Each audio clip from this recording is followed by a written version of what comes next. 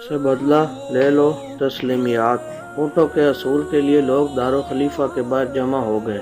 امیر المومنین سیدنا ابو بکر صدیق رضی اللہ تعالیٰ عنہ اس وقت کسی حکومتی امور میں مصروف تھے، لہذا کہلوایا کہ جب تک بلایا نہ جائے کوئی نہ آئے، مگر ایک اعرابی سے صبر نہ ہوا اور مہر کی رسی لے کر سیدنا ابو بکر صدیق رضی اللہ تعالیٰ عنہ کے سامنے حاضر ہوا اور اونٹ کا تقاضا کرنے لگا۔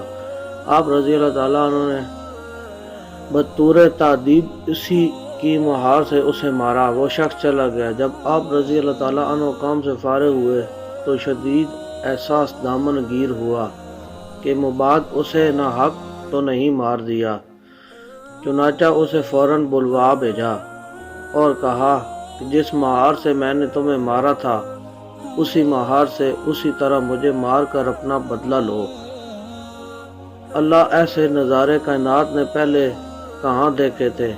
رعایا تو ملکیت اور غلام تصور کیے جاتے تھے۔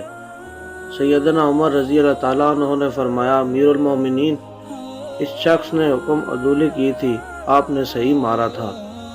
حضور اکرم صلی اللہ علیہ وسلم کے یار غار نے فرمایا، اے عمر، آپ کی بات صحیح ہے، مگر قیامت کے دن مجھ سے اس بارے میں بات پرس ہو گئی تو کیا ہوگا؟